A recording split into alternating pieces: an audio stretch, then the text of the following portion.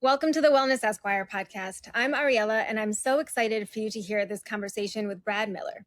I invited Brad onto the podcast because of all the crazy things. He feels very strongly that lawyer happiness is essential for personal and professional success, and success for the client, too. Brad is a lawyer who tried a bunch of different areas of law until he found one that felt right. For him, that's M&A for small businesses. He didn't set out to be the solo lawyer that he's pretty much always been. He went in that direction because he had to, and now he wouldn't have it any other way because it gives him the freedom to be who he wants to be and to live the way he wants to live.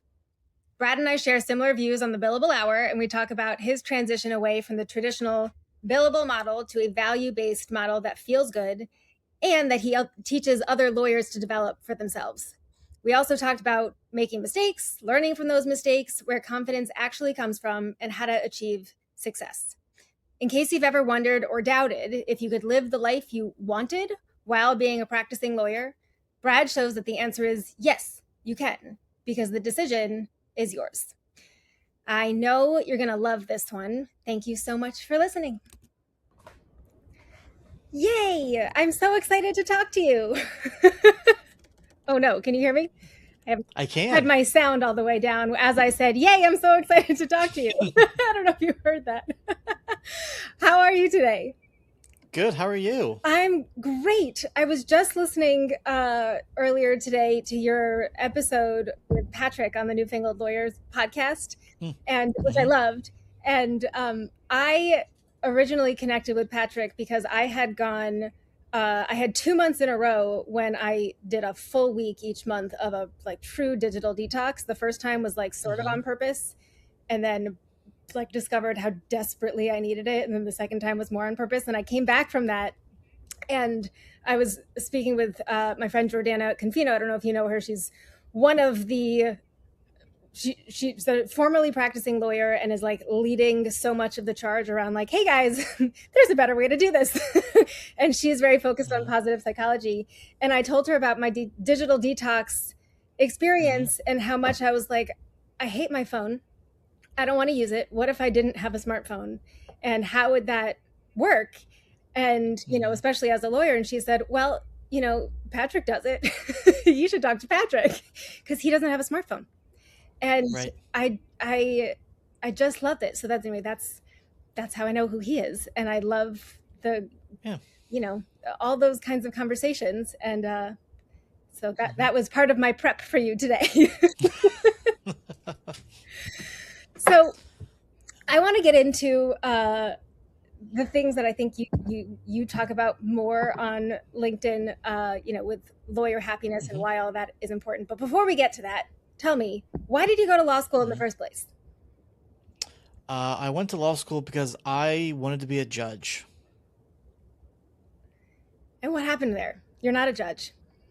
I'm not a judge. No. I am very far from it. I saw what judges actually do. I got to see what a judge's life is like every day in a courtroom and dealing with what they do. And I realized that isn't actually what I wanted to do. What I saw on television and made me think I wanted to be a judge is not reality. No. So how far into law school or your early career did you start to understand, this thing that I thought I wanted to do, don't want to do that at all. Now I actually have to figure out what I'm going to do because that's not the end goal anymore.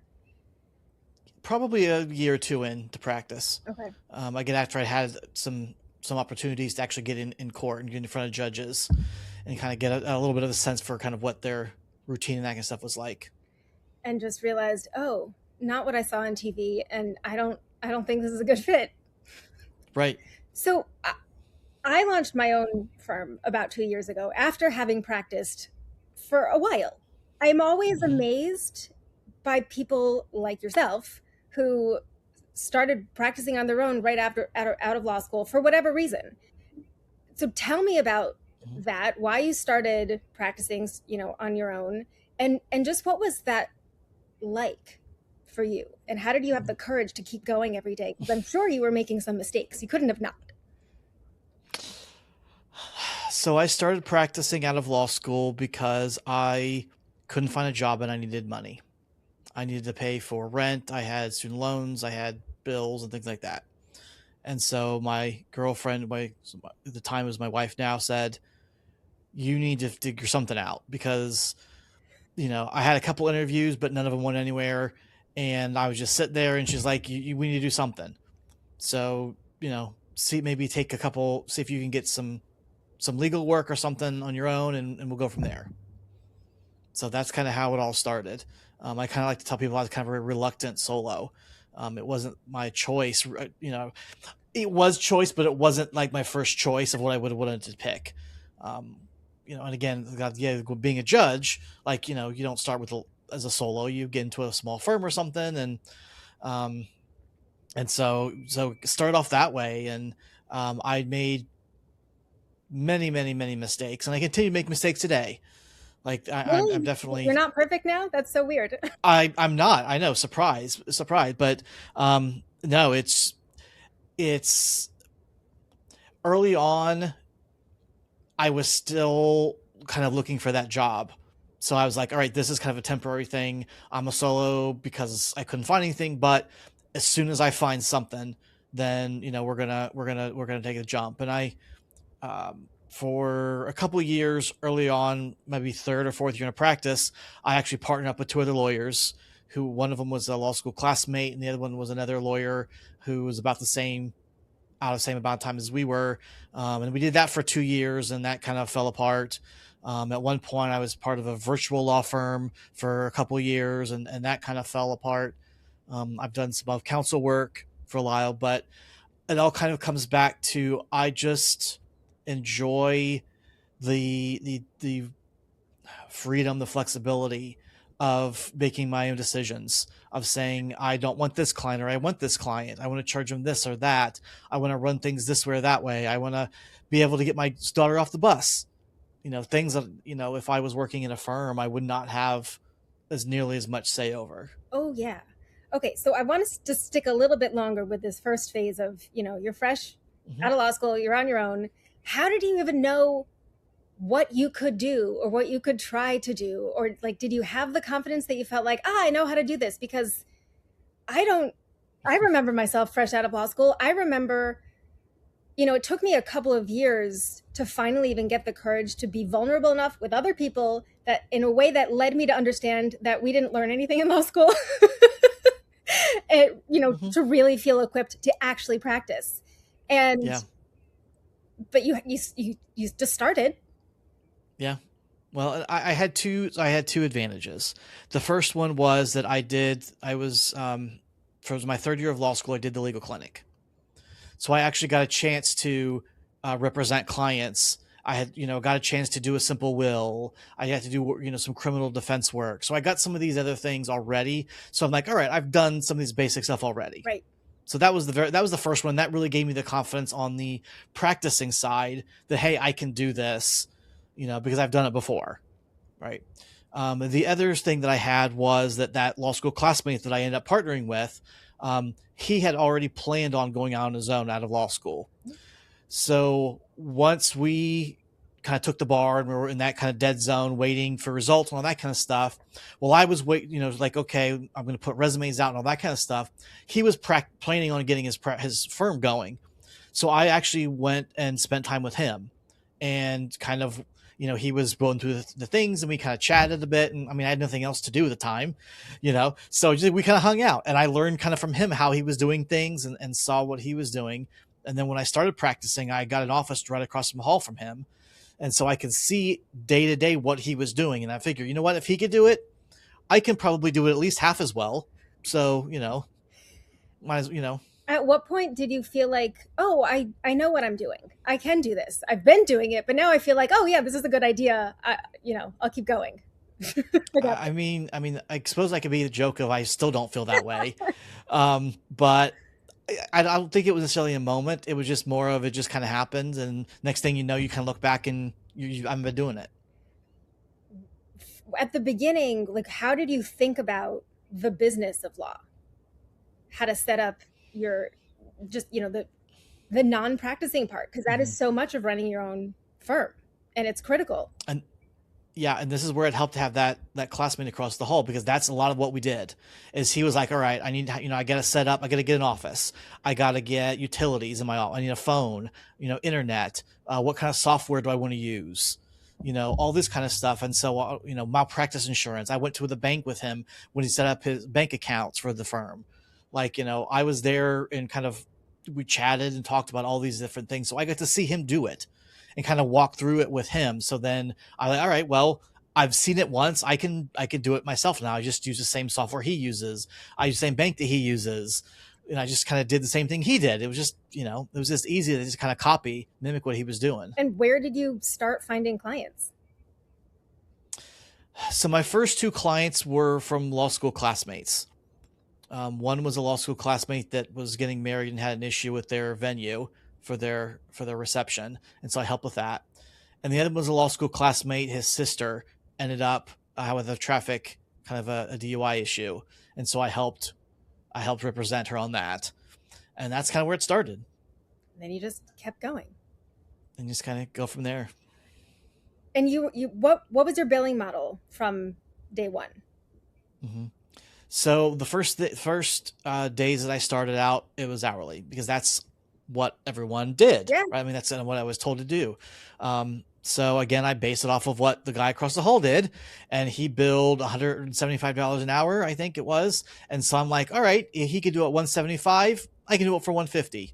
So I set out at $150 and started doing hourly billing for the first few years. Why did you start out intentionally, it sounds like, being a bit lower than your friend?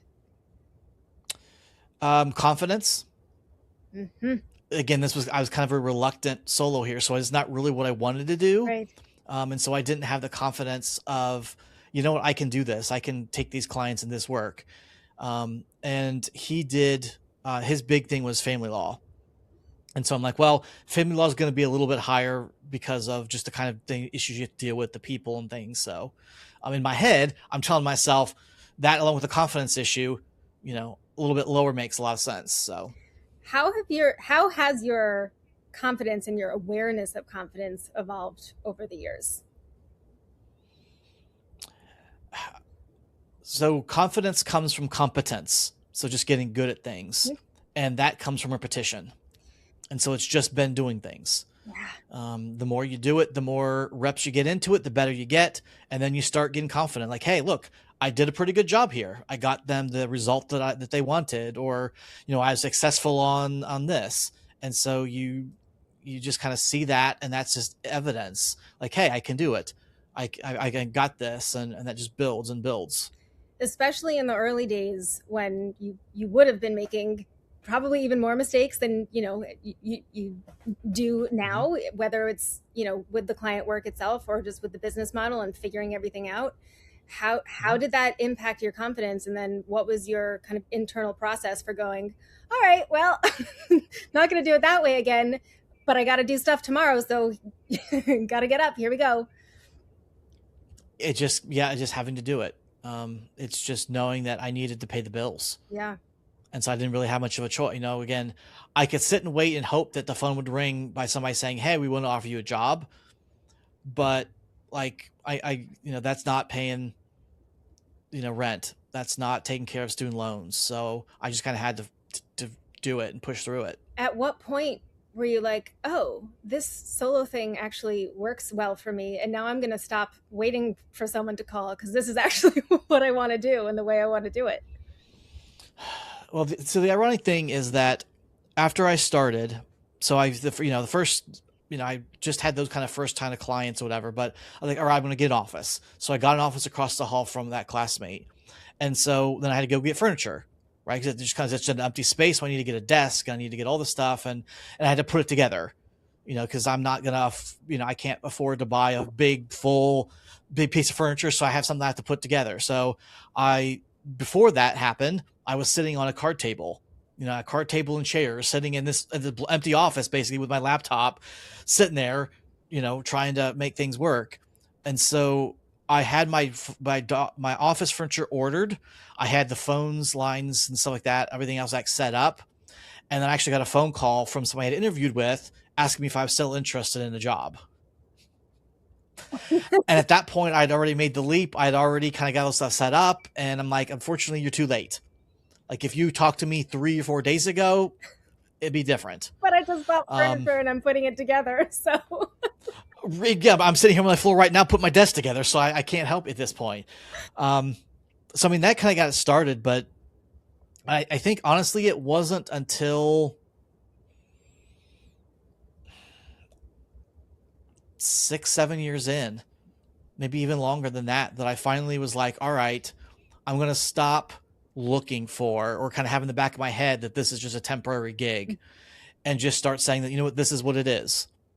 And if something comes up, I'm open to discussing it. But I'm going to be very particular about it. I'm not just going to jump into something because it presents an opportunity to get out of this being solo. I'm going to make sure this is actually a good fit for me and what I'm looking for. Why do you think you actively didn't want a solo practice? Part of it is the confidence, I believe. Some of it is I never really envisioned myself as a solo. Again, I'd always envisioned, even in law school, I remember sitting in the library with some of my classmates and we're talking about, once we graduated, we were all going to, go off and maybe work on firms for a couple of years to get some experience. And then we're all going to get together and build a firm together. And so there was always that idea in my head that there would be a firm, that there'd be other people I'd be working with. And I never really had a desire really to practice on my own. I liked having others around and be able to bounce ideas off of people. And, that's just kind of not what I thought, I was going to be doing as a solo. At what point did you start reconsidering the billable hour model? So I started having issues with it a couple years into my law practice. When I would look and was like, all right, the first time I've done this, it takes me, 3 hours to do. The next time I want to draft this document or do this research on this topic or whatever, it takes me 2.5 hours. And the next time it's, 2 hours and 15 minutes, whatever. And every time I do it, I get a little bit quicker because now I have a template.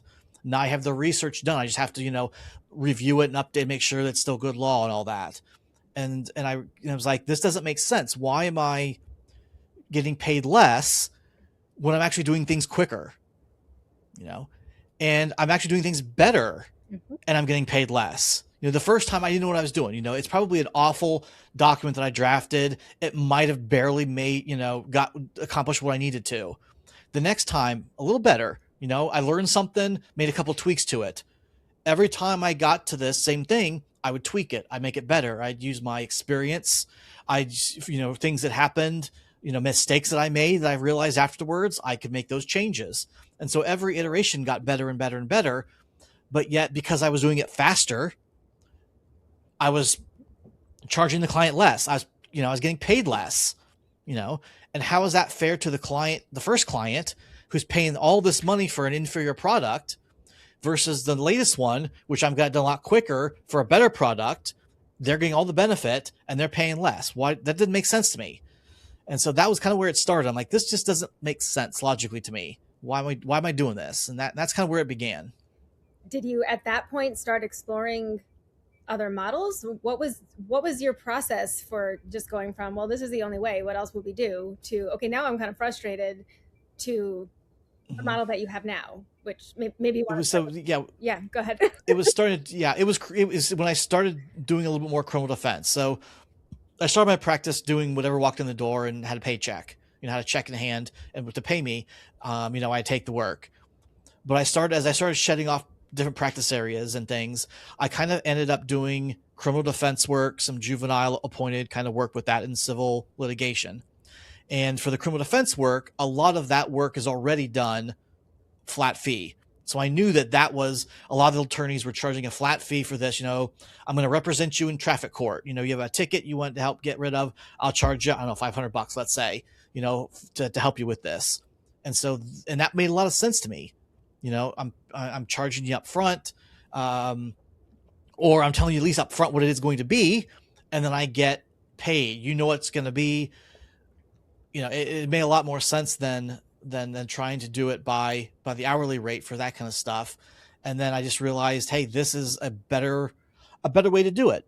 I started getting some business clients, people that wanted me to help set up an LLC for them. And that worked really well with the flat fee too. And as I started getting more into that work, I started enjoying that work more than I did the civil litigation or the criminal defense work. It was just kind of a natural progression that kind of work was just leading right towards more flat fee. And I saw it as a way that I can get rid of the hourly completely then that way. Okay, so tell me about the way you price your services now and how you get to what your process is for developing those fees and then communicating that through a proposal to the prospective client. So my practice area right now is predominantly kind of Main Street M&A work. So helping business owners sell their businesses, helping people buy into a new business, an existing business out there. And also I work with some franchisees, kind of the same thing, kind of getting set up. And so everything that I do on a flat fee, and it's all based on value. So the very first conversation that we have is what I like to call a value conversation. And it is talking with the client and finding out what is potential value that you're going to get from working together. So it's a lot of questions. It's asking things like, first of all, it's finding out what they need. Obviously, is this something that is kind of within my areas? Can I actually help them with? Do they need what I can help with? But then from there, it's things like, what kind of pain is this issue or is this situation, giving you? What is the time issues on you? Is it something that needs to be done quickly? Is it something we have a time to work on? What happens if we don't address this right now? If they're looking to sell their business, if you don't hire me now, what's the alternative to that? You're going to do it on your own. Maybe you have to, nowadays you can look, throw it into ChatGPT or something. But back then when I started, you looked up on Google, maybe found maybe a draft of something that might be there. Or maybe you had to kick it down the road a bit, but what are the alternatives to having me and working together? How much is this paying for you? How important is this to you? Is this a business that you're looking to buy because you want to pass it on to your kids? Do you want to grow this business and have something to pass on? Or is it that you're just looking to buy a competitor out? And there's all these things, their expectations and their goals and all this kind of stuff kind of goes and builds into a picture of what their situation is. Because what I'm ultimately doing is I'm pricing the client. Yes, I mean, I because I'm narrowly focused, I know what 99% of this representation is going to look like. I know how we're going to start. I know how it's going to end. I know what kind of things might come up. I don't know exactly what's going to happen. Surprises and things pop up, but I can pretty much know within, again, 99, 95% certainty of the type of issues that might pop up while we're working together. And so I can take that. I can take the size of the deal, what side are they on? Are they buyer seller, the other sides, all this kind of things. And I can come up with a number for them. I can figure out what is the kind of the value that they're seeing out of this for me to help. And that's kind of the top number. What is the least amount that I would have to get that I'd be willing to do this work? Because there's a threshold somewhere that if you get less than that, it's not really worth it. You're going to be grumbling about it. You're not going to feel like you're covering your expenses and all that kind of stuff. And it's not just what are my expenses, because there's also a subjective sense of value to you. Like, what is my time worth to be doing this work, right? And so coming with that, then that's the floor. And then the price is going to be somewhere between those two numbers. What do I think would be fair? What is something that I think that the client would be a good exchange of value for the client? And so I come with that price. This is all done after I've got off the phone with the client. I don't do any of this work while I'm on the phone. But I go back and I sit and I calculate, like, okay, what is this going to feel like? And then I sit with it. And I sit there and tell you, like, what is this? Does this feel like it's the right price? Does this feel like it's too high? Does this feel like it's too low? Is this just right? Like, where are we at? And I try to listen to my body and kind of what kind of feeling I get from it. And if it is a situation where I'm like, oh, that's oh, easy buy, they're totally going to take it. That probably means it's a little bit too low. If it's to the point where I'm like, that's kind of right there on the edge, I'm not really sure, maybe a little uncomfortable, to me, that's a good indication that's probably right where I want to be. Right where it's a little uncomfortable, but it's not the client's going to say, yes, please, here's my credit card, take it right away, because that's a sign of not charging enough. And then I come with the price and I put it into a proposal for them. I type up, here's what the situation is as I understand it. Here is what, what we've talked about. Here's what's important to you. Here's what your objectives are. And here's what my proposal would be. I'm going to help represent you in this aspect of this matter. And here's the price. And if you have questions, let me know. And if you're ready to go, we can get started. One of the things I loved about the way one of your posts about this, that just the reason I asked about it was, it looks to me like you've really transitioned from like the very formal, letterhead type of proposal to just like an in email, casual, lay friendly thing that the prospective client could just read, understand without, struggling, and just, and it just feels easy and normal. What made you switch from like, no, we're supposed to do it this fancy way and have a fancy letterhead and, sign it all formally and, there's this right way to do it, to like, no, I'll just like write like a person and put it in email. I never really wrote the formal proposals. Early on, it was on the phone conversation, I'd be like, all right, so here's what I'm going to charge. And that was every single time I undercharged when I did that, because then I started getting afraid of like, well, if I say something, it's going to be too high and then they're going to say no, and I don't want to do that. And I just didn't feel comfortable. And so that I would charge less. And, I did so much work for much less than what the value was. Like, not even, I look back and I just shake my head in disbelief that I charged that low on different things. So I've never really done a formal, like, all bullet pointed out and stuff like that.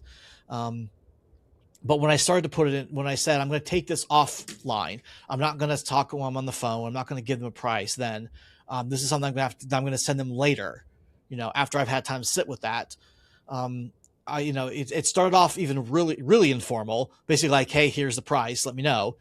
But then it kind of evolved as, a little more formal. I'd put, here's kind of my understanding of the situation, because I want to make sure that there's no misunderstandings, that I didn't take things the wrong way, that maybe I felt this was more important to you than it really was. Because I've had that before where I misunderstood, how important something was. And like, I don't really care about that. Like, I don't care about, I just want it to be done fast, or I don't want it to be cheap or whatever. And I didn't, so I write that out so I can be confident that that's the case and give them a chance to correct it if that's not right.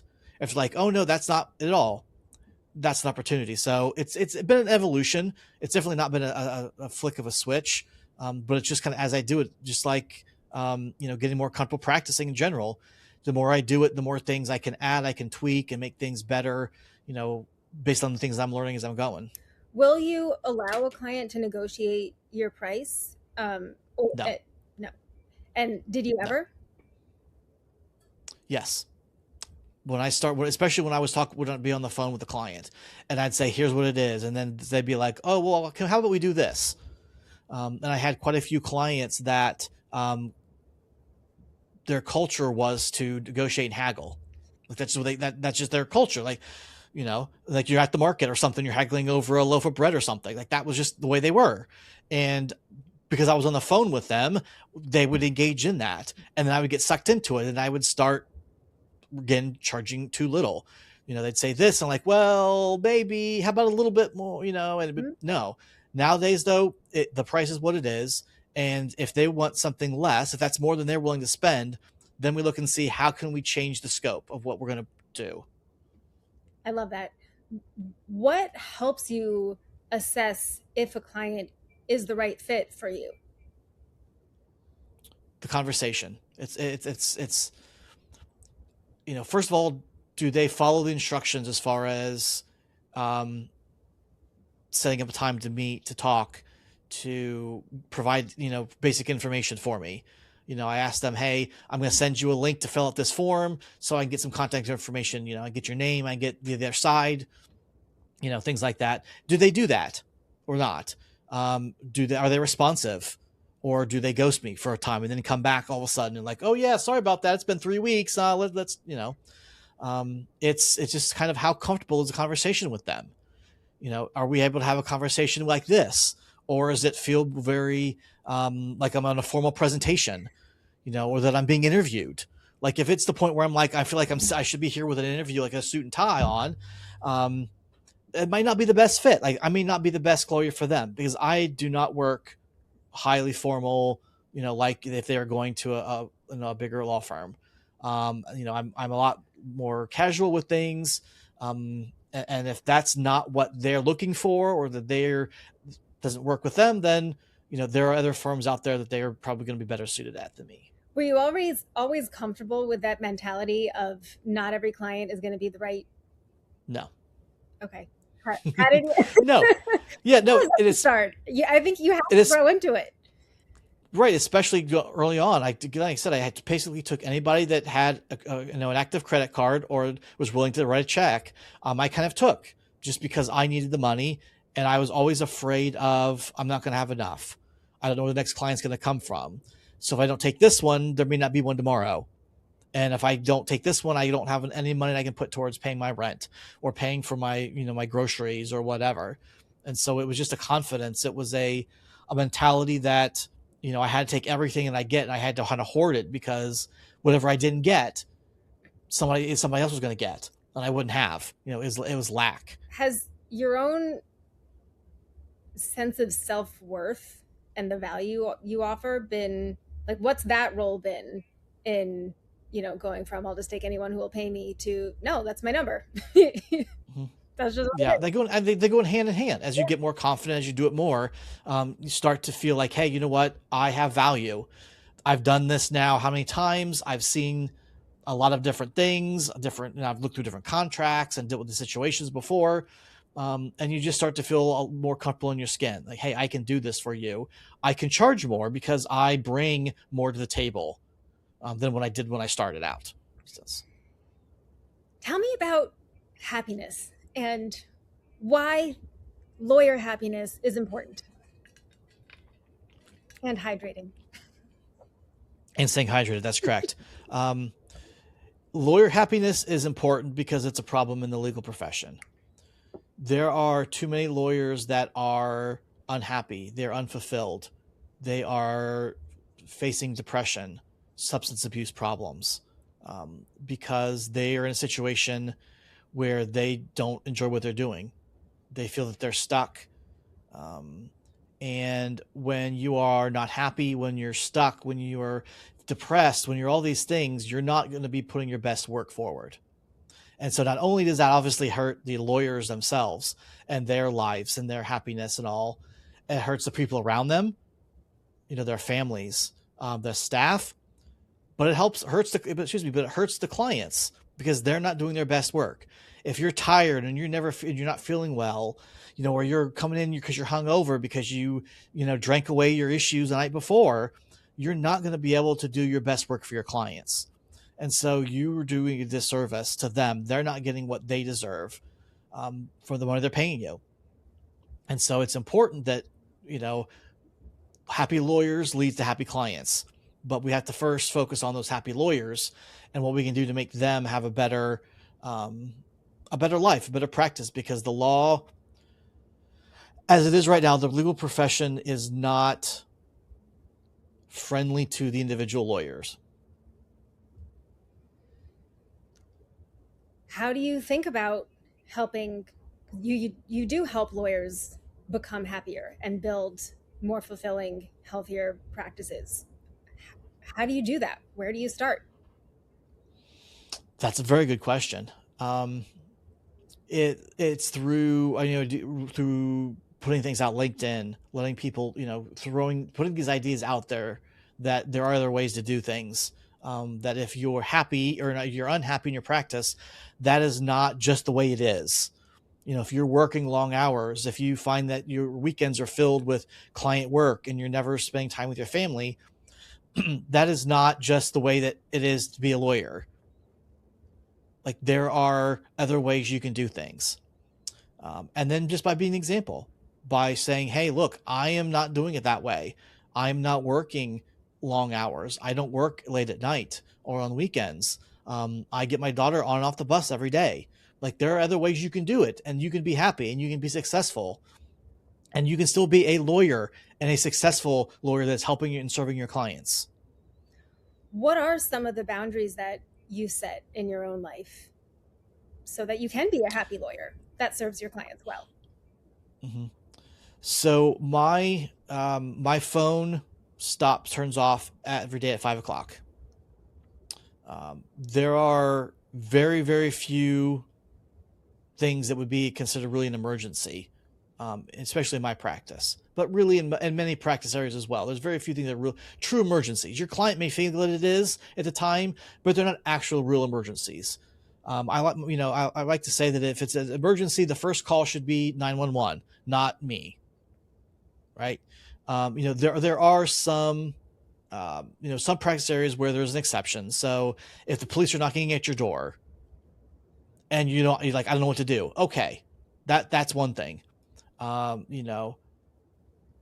If someone's trying to do physical harm to you, and whatever, again, call 911 first in those situations. But there are very few things that really would necessitate, an emergency call or whatever. So 5 o'clock, my phone turns off. It goes right to voicemail. Most of the time I try to avoid checking emails after that time as well. I don't sit and I don't scroll. I don't really do work on my phone. And we talked earlier about the idea of not having a smartphone. I do have an iPhone, but I don't really do work on it. Mm-hmm. I answer, it's my primary phone, so my firm line goes through it, but I don't sit there and I don't respond to emails and do things on the phone. I don't do work on my phone. I don't why not write emails and that kind of stuff. And I want to know, why don't you work on your phone? First of all, it's just because it's really hard and it's annoying to do on a little phone. Like, I much prefer like an actual keyboard and computer, and like I just feel it's just too limited to things I can do. Like, even now, if I have to write somebody a message for some reason, I will type it up on my computer and I'll copy and paste it in my thing because I don't want to have to try to do it with my thumbs and all that kind of stuff. So that's one way. But I don't want to be tethered to my phone. Yeah. I don't want the phone to control my life. I want to be able to know that after hours, after 5 o'clock, if it rings, it's probably someone that I know, or it's junk. It's not going to be a client situation because that's going to go right to voicemail. I'm not going to be checking my emails because, again, it's not an emergency. It can wait till the morning. So I don't really see any reason to be focused on having this in my face the whole time because I got to get it, there's no reason to do that. Like, I want to have a life. I want to spend time with my family. And after 5 o'clock, that's family time. And when clients first start working with you, how do you get them set up to know your communication, policies and boundaries so that you can have the successful relationship where they know what to expect? Some of it starts with just picking up on the signs during the initial conversations of how needy of a client they're going to be, how demanding they're going to be of my time. If they see that they're going to be the kind of client that's going to be calling me at 7 o'clock every night and saying, why I need this tomorrow morning, first thing, if those signs are there, those are red flags to me. This may not be a good fit for me. They may be better working with somebody else. But otherwise it's just in the interactions I have with them while we're working together. They send me an email during the day. I'm not sitting here waiting for it to pop up and, getting back within 5 minutes. I may see it pop up and I will, all right, cool. And I'll come back to it an hour or two later. I don't respond right away. So I don't set the expectation that if they email me, they're going to get an immediate response. Or same thing with the phone. If they call me, it goes to voicemail. I'm not going to call them back right away. I'm going to do that as soon as I can, especially if it's something important, but I'm not going to be the person who is always on my phone, who is always available. And so I just show it through my actions, and if they start having problems with that, then maybe we talk about, is this really the right relationship working together? But I don't really run into that problem. And some of it's my practice area. The nature of my practice doesn't, the clients tend to be a little bit better because they're business oriented people. So they understand the ideas of business hours and family and all that kind of thing. But I just kind of showed them through my behaviors and kind of trained them really. I'm not going to respond right away. I'm not going to be available right away. So you can try, but you're not going to get a response. And they quickly stop expecting it and trying it. As you're talking about all this, the word that keeps coming into my mind is just how freeing. And Yeah. I have a very similar approach with my use of, or lack of use of, my phone. And another one of your posts that I absolutely loved is you talked about the freedompreneur.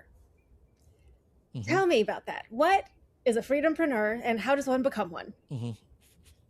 So that's actually a word that I kind of wish that I would have come up with myself, but I saw it, I don't know, a month or so ago.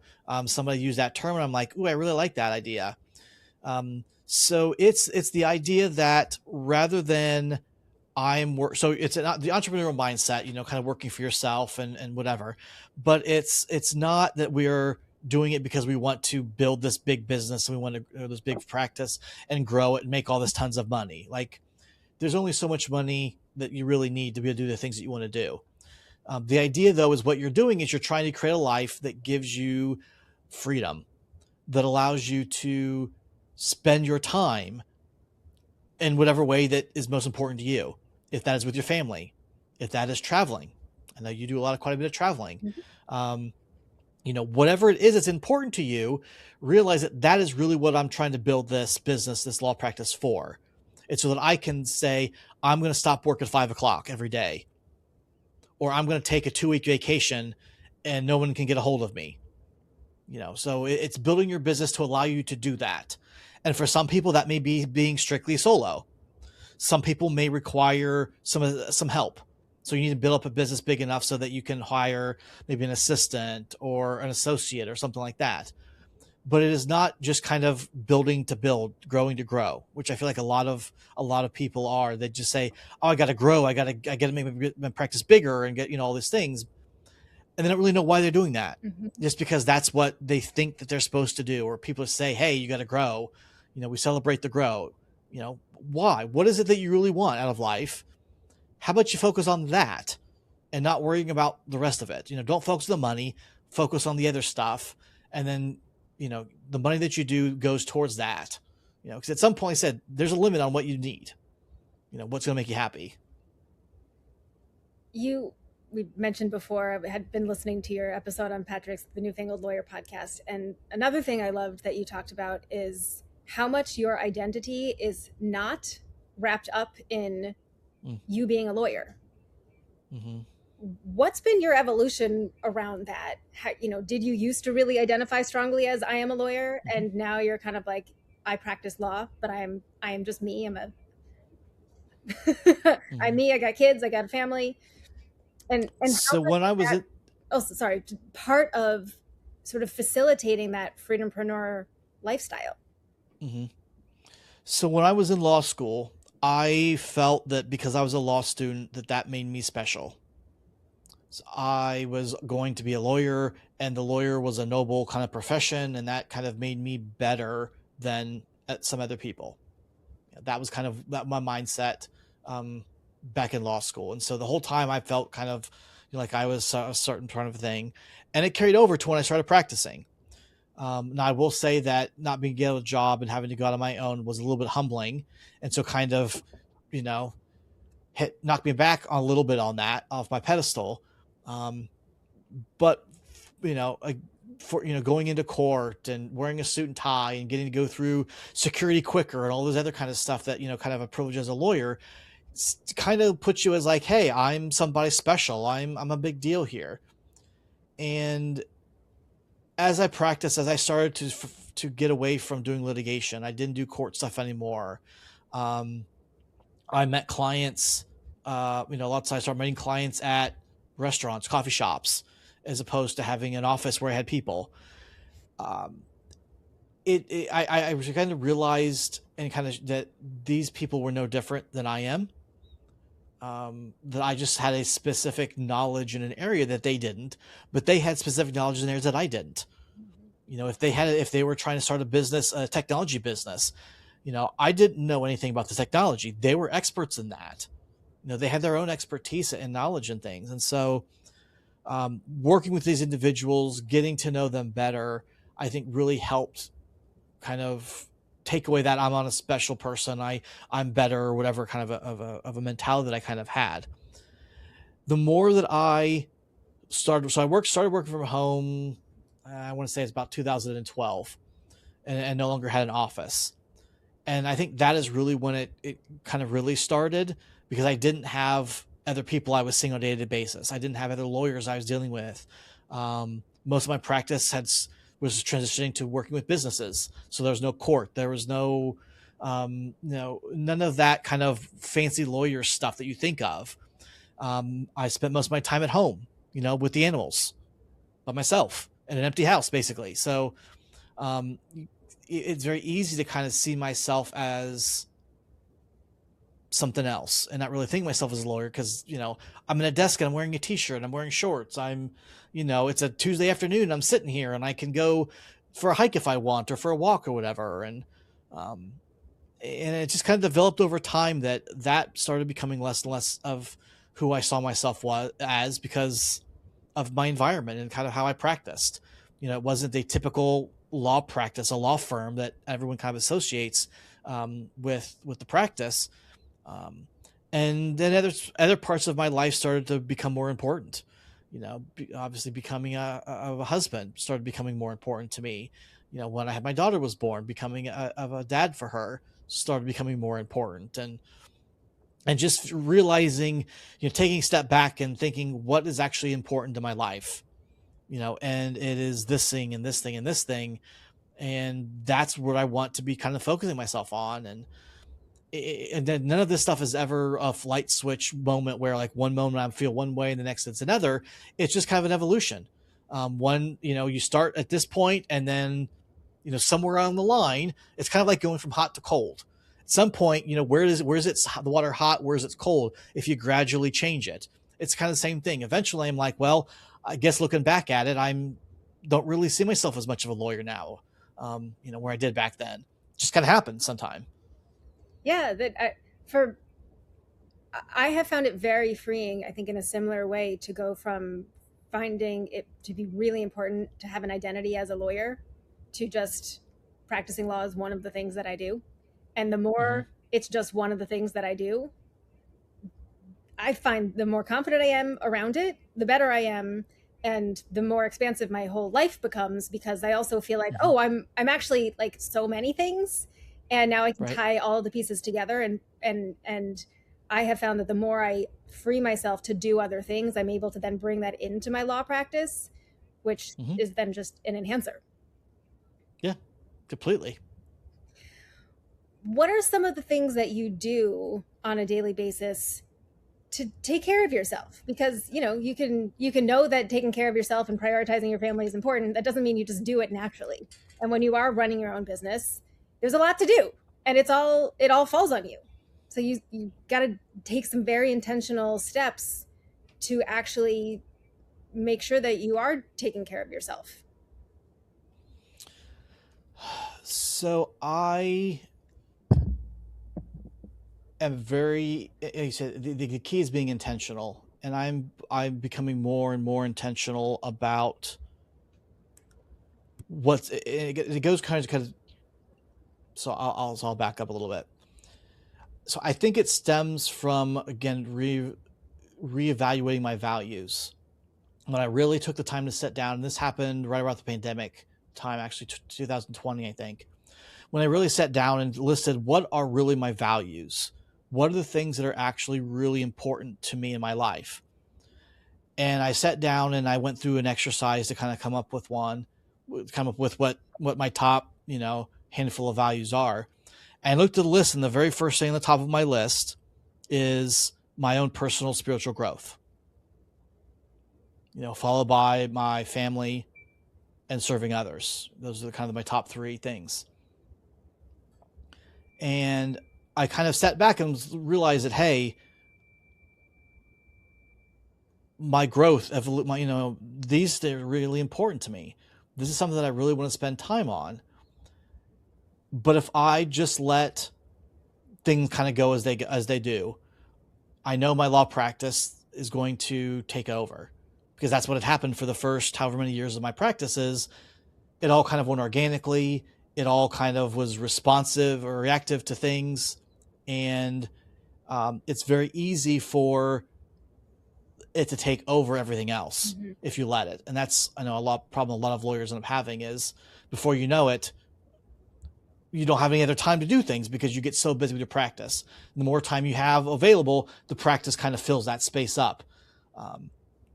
And so it's just being very intentional about what I want to fill that space up with. That I need to make sure that I spend time for taking care of myself in ways. And I don't, go to the gym and things like that and spend a lot of other time like I know some people do. But it's kind of the things that I feel that are important for me: going hiking, getting out in nature, sitting in silence, sitting on my back deck and just kind of sitting and staring at the trees. Those are the things that for me are important to be able to myself. Being more intentional about the kinds of foods that I eat. Trying to minimize, the junk food, the fast foods and things, and try to do more cooking and eating better foods and stuff like that, that I know is better for me. And is important to me to be able to really live up to that value that I'm trying to have. Is there anything else we haven't covered that you want to share about your own law journey, your journey with well-being and growing your practice and setting and maintaining boundaries, or about the legal industry in general and what you what you wish would change and the way we do things now? I mean, there's so many things that I think could be changed for the better for lawyers. There's a lot of things that are going to be changing, that are changing right now. AI is forcing it upon many lawyers. The way that we practice today is obviously different than the way we practiced this 5-10 years ago. But it's going to be different than the way I think we practice next year, maybe even in 6 months, because I think how quickly things are actually moving. We have to focus on what's valuable to our clients more so than what's going to take the most time that we can build the most time on. We have to reevaluate the law firm structure. Does it make sense to have, the pyramid with having your senior partners up top and then your juniors and your associates and staff? Does that make sense anymore? Because there's a lot of overhead that you're dealing with here, and a lot of these people are not providing value, and to the point where clients aren't going to want to pay for that anymore. We're seeing that already, where clients don't want to pay for associates to be trained and to learn. And so when you bring AI into the mix, what do you even need the associate for in the first place? If the AI can do this very similar work, but it could do it quicker, and can do it much cheaper. And then the question is, then how do we train future lawyers then? Because right now we train them by, you start as an associate and we throw a lot of stuff at you. This entry-level work, a lot of research and basic drafting and, going through due diligence work or discovery and all that kind of stuff. Kind of get your hands dirty in all of it. And then you kind of work up to the strategy levels and whatever. But what happens when we don't need the associates in that background level anymore? How do they learn how to advise clients on a contract if they've never gone through it and had to work through the contract themselves? If they just put it into, AI and the AI pops something back up to them, how do they know if it's going to help their client?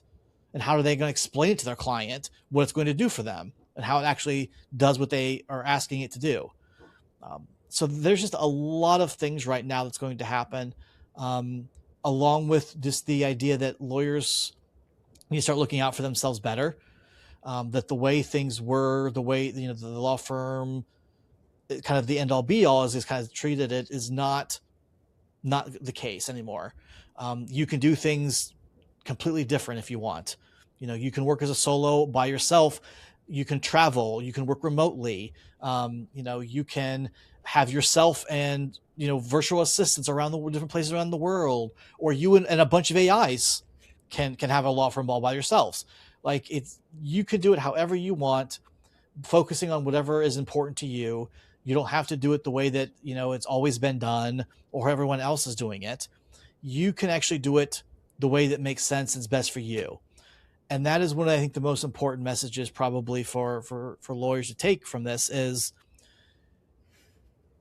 you control what your law firm and your life looks like. If you just kind of let it go, the law practice is going to take over and you're going to be dealing with whatever you get. If you want to spend more time with your family, if that's important to you, if you want to spend time on your hobbies or on, yourself, self-care and all these kind of things, you can do that.